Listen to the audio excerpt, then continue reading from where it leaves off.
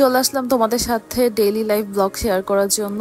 যদি আমাকে আস্কড করা হয় যে লাইফ আসলে এখন কেমন যাচ্ছে, তাহলে আমি এখন এই মুহূর্তে বলবো যে একদমই ভালো যাচ্ছে না। সিক থাকলে কি বাসায় কেউ ভালো থাকে বলো?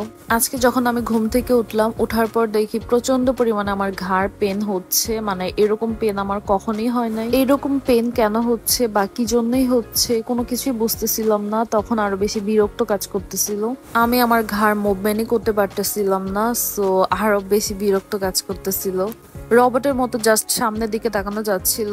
তো সকালে ঘুম থেকে উঠে জাস্ট ব্রেকফাস্টটা রেডি করতেছিলাম। আজকে বাইরে থেকেই তো আনা হয়েছিল, আমি ভাবলাম যে একটু ব্রেড দিয়ে ব্রেড টোস্ট বানাই ফেলি, মানে ব্রেড টোস্ট খাইতে ইচ্ছে করতেছিল।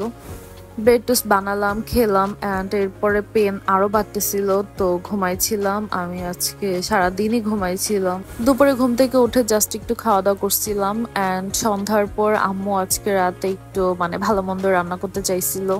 আমি যে এরকম সিক হয়ে যাব এটা তো একদমই বুঝতে পারে নাই আম্মু, আর আম্মু তো সিক পুরোপুরি সুস্থ হয় নাই, যেহেতু সবকিছু প্রিপারেশন করাই ছিল। সো আম্মুকে বললাম যে আমি সবকিছু একটু আপনার সাথে হেল্প করে দিচ্ছি, তাহলে রান্না বান্না হয়ে যাবে আর্লি। অ্যান্ড আম্মু হচ্ছে গরুর মাংস আর মুরগির মাংস বসাই দিচ্ছিল, আর আমি সাথে সাথে একটু হেল্প করতেছিলাম। আমি যেহেতু দাঁড়িয়ে সবকিছু করতে পারতেছিলাম, প্রবলেম হচ্ছিল না, সো দাঁড়ানোর কাজগুলো আমি করতেছিলাম। আর আজকে আম্মু বললো আমাকে পোলাও রান্না করার জন্য, অ্যান্ড আজকে আমি পোলাও বসাই দিছিলাম বাসাতে, অ্যান্ড এটা পারফেক্টলি হয়েছিল।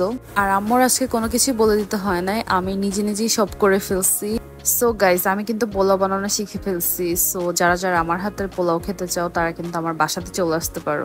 রান্নাবান্না শেষ করে যখন খাবারের সময় হলো, তখন ইচ্ছে করলো একটু সুন্দর করে প্লেটিং করার জন্য। তো আমি আমার প্লেটটা সুন্দর করে একটু সাজায় নিচ্ছিলাম, যদিও এটা আমার প্লেট না, এটা আমার হাজবেন্ডের জন্য আমি একটু সুন্দর করে সাজায় নিচ্ছিলাম। আর তখনও কিন্তু আমার পেন স্টিল চলতেছিল। পরের দিন সকালে ঘুম থেকে উঠে একটু চা বসাইলাম, কেননা বাইরের চা একদমই খেতে ইচ্ছে করে না, আর আমার হাজবেন্ড তো একদমই খেতে চায় না।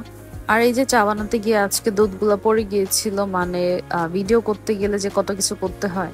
বাইরে থেকে পরোটা ভাজি আনাইছিল, বাসায় হচ্ছে গরুর মাংস ছিল, বাট সবকিছু বাদ দিয়ে আমার চা আর পরোটা খেতে ইচ্ছে করতেছিল, পরে আমি ওইটাই খাইছিলাম। নাস্তা শেষ করে আজকেও ঘুমাইছিলাম, যেহেতু এখনো অনেক পেন আছে। অ্যান্ড দুপুরে ঘুম থেকে উঠে সবার জন্য একটু লেবু শরবত করতেছিলাম। ঠিক এর পরপরই না আমার মাথায় একটা ভূত চাপছে যে আমি আজকে চিপস ভর্তা খাবো। মানে বাসায় যেহেতু সব কিছুই ছিল চিপস ভর্তা বানানোর জন্য। আর এইটা কিন্তু আমি রিলসে অলরেডি আপলোড দিয়ে ফেলছি, এটা খুবই মজা ছিল। তো তোমরা বাসায় এটা ট্রাই করতে পারো। সিক থাকে আর যাই থাকে না কেন, 3 বেলার খাবার তো খাওয়াই লাগবে, তাই না? বাইরে থেকে কিনে এনে খাও বা বাসার খাবার খাও, মানে যে কোনো একটা খাবার খাওয়াই লাগবে। সো বাসাতে হচ্ছে আম্মু আমাকে সব কিছু রেডি করে দিচ্ছিল, আর আমি দাঁড়ায় দাঁড়ায় আজকে রান্না করতেছিলাম। মানে আম্মুর কাজগুলো আমি করতেছিলাম। আমি নর্মালি আম্মুকে সবকিছু গুছাই দিয়ে আম্মু রান্না বান্না করে ফেলে। আর আজকে যেহেতু আমি একদমই বসতে পারতেছিলাম না, মানে দাঁড়াই থাকতেছিলাম, সো আমি একটা একটা করে সবকিছু রান্না করতেছিলাম। ফার্স্টে মাছ ভুনা করলাম, আর এরপর একটা মিক্সড ভাজি করতেছিলাম পেঁপে আর গাজর দিয়ে। এই 2 দিন যে আমি বেডে ঘুমাইছিলাম ঠিক মতো উঠে একদমই ক্লিন করতে পারি নাই। এখন পেনটা একটু কম, মানে মুভমেন্ট করতে পারতেছি, বাট আগের মতো একদমই পুরোপুরি পারতেছি না, এখনো পেন অনেকটা আছে।